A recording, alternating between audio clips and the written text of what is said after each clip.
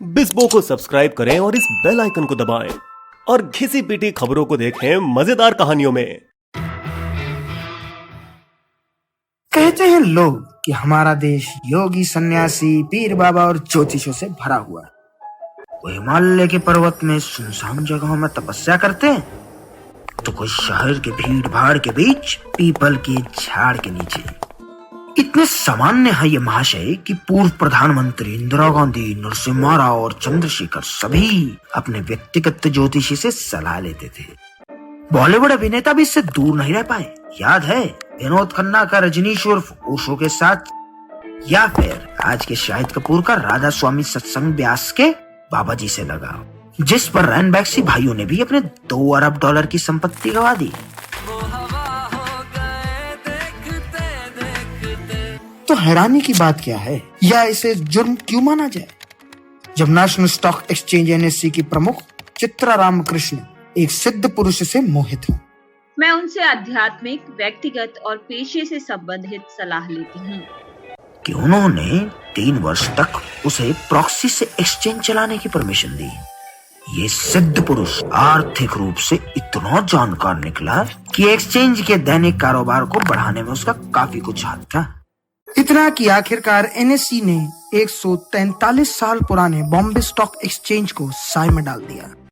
बोले तो उनको देश का वित्त मंत्री बनाना चाहिए ना भाई। खैर, मुश्किल ये है कि सिद्ध पुरुष जैसा कोई है ही नहीं, बस एक काल्पनिक शख्स जो हिमालय में नहीं बल्कि चित्रा के मन के भीतर कहीं बसा हुआ है। या ये भी हो सकता है कि सिद्ध पुरुष NSE का एक कर्मचारी हो, आनंद सुब्रमण्यम, जिन्होंने चित्रा की कंपनी के प्रबंध निर्देशक के रूप में कार्यभार संभालने के पहले दिन पर, जो संयोग से 2013 का अप्रैल फूल्स दिवस भी था। सुब्रमण्यम उस वक्त एक मध्यम स्तर का कर्मचारी था, जिसकी सालाना आय कुल 15 लाख रुपए थी, जिसे चित्रा ने रखा बिना किसी उचित प्रक्रिया की। उसे काबिलियत और तनख्वाह से कई ऊपर 1.68 करोड़ रुपए सालाना, उसके पिछले वेतन से 11 गुना और अधिक। देने वाला जब भी देता छप्पड़ फाड़ के, जो जल्द ही बढ़कर 4.2 करोड़ हो गई। उसे समूह संचालन अधिकारी बना दिया गया। चित्रा के ठीक बगल में कैबिन मिला उसे। उसी सांस के ऊपर आरोप लगाया गया कि वो लायक नहीं और न ही इस नौकरी के काबिल है। तो सच क्या है, इसे समझना इतना आसान नहीं, क्योंकि ये कहानी भरी है धुएं और दर्पण से, या यूं कहें चिल्लम और धोखे से। तेरे लाखों इलम। तो चलिए आज हम कुछ और खोज करेंगे टिकर टेप में, वो स्टॉक मार्केट प्लेटफॉर्म जिसके बारे में हमने कुछ वीडियो पहले बताया था। यूक्रेन का युद्ध स्थगित होता जा रहा है और निफ्टी अपने खोए हुए स्तर की तलाश में है, लेकिन मार्केट में अभी भी पूरी तरह से स्थिरता नहीं होने के कारण शायद IT स्टॉक में निवेश करना सुरक्षित होगा। दोनों के चार्ट से साफ जाहिर है कि प्रौद्योगिकी क्षेत्र निफ्टी और अच्छा प्रदर्शन कर रहा है। वही नहीं, अगर गणना की जाए तो 2 गुना बेहतर है। नीचे आप देखें तो लिखा है कि ये कम जोखिम क्षेत्र है। तो चलिए देखें ETF के कौन से उपाय हैं हमारे पास। अगर जानना चाहते हैं कि ETF क्या है तो यहाँ लिखा है एक छोटा सा विवरण। यहाँ वो 6 ETF उपाय हैं, लेकिन उसमें से सिर्फ 3 व्यापार योग्य हैं। चलिए इसके बारे में और जानकारी लेते हैं। 1 महीने में बेमिसाल बढ़ोतरी और सालाना बढ़ोतरी भी बढ़िया है। आप अपने खुद के ब्रोकर अकाउंट से इसमें यही निवेश कर सकते हैं। इस तरह पूरा टिकर टेप आप एक्सप्लोर कर सकते हो और 3 महीने फ्री में आपको प्रो अकाउंट दिया जाता है, जब आप डिस्क्रिप्शन में दिए लिंक पर क्लिक करके साइन इन करते हो। लौटते हैं फिर कहानी पर, जो शुरू होती है 1992 में, जब चित्रा रामकृष्ण को खास चुना IDBI के जाने माने SS नाणकर्णी ने, जब उन्होंने NSE की स्थापना करने के लिए टीम बनाई। इसकी जरूरत पड़ी 1992 के हर्षद मेहता घोटाले के बाद, जिसने बॉम्बे स्टॉक एक्सचेंज को बड़ा बदनाम किया। घोटाले की गूंज ऊपर तक पहुंची। स्टॉक एक्सचेंज के व्यापार में टेक्नोलॉजी द्वारा पारदर्शिता लाने की जरूरत है। उस वक्त अलग अलग शहर का अपना खुद का अलग स्टॉक एक्सचेंज हुआ करता था। सभी DSE की तरह गड्ढे में उतरकर जोरों से चिल्लाकर व्यापार करते थे, जिसमें कार्टेलाइजेशन और हेराफेरी की गुंजाइश थी। इसे ही तोड़ने के लिए NSE ने 1994 में एक पारदर्शी स्क्रीन आधारित व्यापार प्रणाली की स्थापना की। सेबी का आदेश कि सभी एक्सचेंजेस में व्यापार कंप्यूटर से हो, कम मात्रा में व्यापार करने वाले एक्सचेंजेसों की खत्म कर दिया जाए, बीएसई को छोड़कर। जब तक चित्रा ने पदभार संभाला तब तक एनएसई बीएसई का एकमात्र प्रतियोगी हुआ करता था। हमेशा कांजीवरम साड़ी पहने वो कई बार दलालों से मिलकर उनका हाल सुधारना चाहती थी। जल्द ही वे उसकी आश्वासन पूर्णता और संतुलित दिमाग पर भरोसा करने लगी। उसकी योग्यता की प्रशंसा हुई, उसकी रहनुमाई पर दाद दी गई, बाजारों की रानी कहलाने लगे। सुन मेरी रानी रानी। मीडिया ने नई रानी की सराहना की। फोर्ब्स ने उन्हें 2013 में वर्ष की महिला नेता नामित किया। फॉर्च्यून इंडिया ने उन्हें भारत की प्रतिभूति बाजार में सबसे शक्तिशाली महिला कहा। बिजनेस टुडे ने उन्हें अपने सबसे शक्तिशाली व्यवसायी महिलाओं की सूची में जगह दी।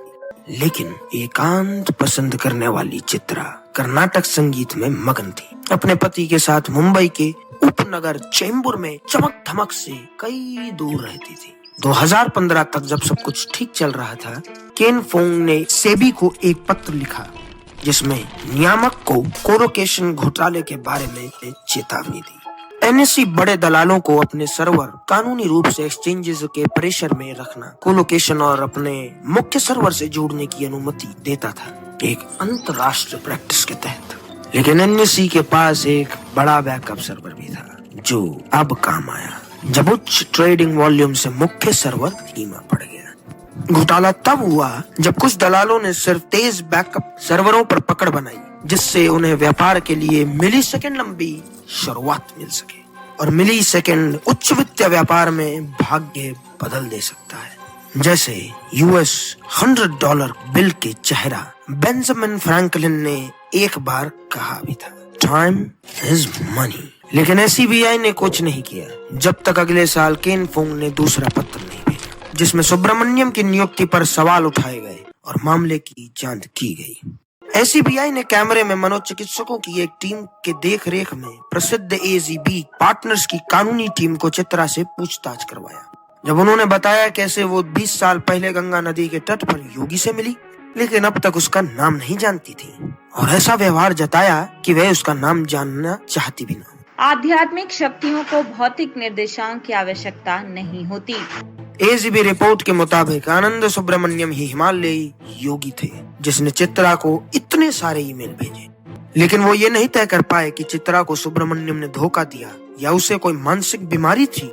इसके बावजूद एसबीआई ने एक सर्कुलर में योगी को आनंद नहीं बल्कि कोई अज्ञात व्यक्ति बताया, वो भी 240 बार। 2019 में एसबीआई ने जांच तमाम करके ये नतीजे पर पहुंची कि न तो कोई धोखाधड़ी और न ही कोई अनुचित व्यापार हुआ है, बस मन लगा के काम नहीं किया गया। लेकिन फिर भी उच्चतम मानकों का पालन न करने के लिए उन पर 3 करोड़ रुपए का जुर्माना लगाया गया। लेकिन जो बात सब जानना चाहते थे वो ये है कि चित्रा और वो रहस्यमय योगी के बीच संबंध था क्या और ईमेल से क्या क्या बातचीत हुई।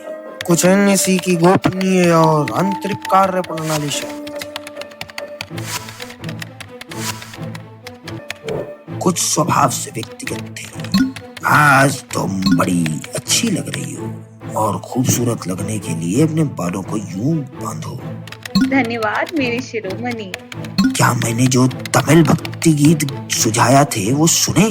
हाँ, आध्यात्मिक आनंद महसूस हुआ। कथित तौर पर जब एनएसई के सीटीओ संस्कर्षण बनर्जी ने देखा कि यह बाहरी व्यक्ति का ईमेल सिस्टम में घुसपैठ हुआ है। चित्रा जी आइए, ये देखिए। योगी का ईमेल आने दीजिए, उसे ब्लॉक मत करना। मगर जांच के अफवाहों के दौरान जब उन्हें लगा कि उन्हें बर्खास्त कर दिया जा सकता है, तो चित्रा ने दिसंबर 2016 में चालाकी से अपना इस्तीफा दे दिया। 2 महीने पहले आनंद सुब्रमण्यम ने भी लिंक्डइन और अन्य सोशल मीडिया से अपने डिजिटल निशानों को पूरी तरह से डिलीट कर दिया।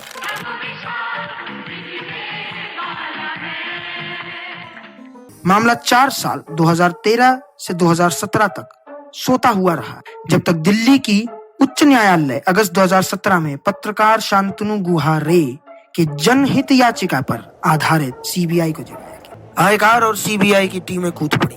दोनों के खिलाफ लुकआउट नोटिस भेजा गया जब विपक्षी दल और मीडिया ने हंगामा मचाया। लेकिन इससे पहले कि सीबीआई आनंद सुब्रमण्यम को पकड़ पाती, उसने लैपटॉप पहले ही नष्ट कर दिया, जिसके जरिए चित्रा, योगी और उनके बीच कोई ईमेल ही नहीं। हालांकि वे फिर भी ENY की पिछली रिपोर्ट से कुछ हासिल करने में सफल रहे, जिसके बाद ये पता चला कि 2 ईमेल पर जियो टैग मिले, जिससे साफ साबित हुआ कि योगी और आनंद के पते एक ही थे। सीबीआई द्वारा 4 अलग मौकों पर पूछताछ करने पर भी पता चला कि चित्रा मामले में टाल मटोल करती ही रही।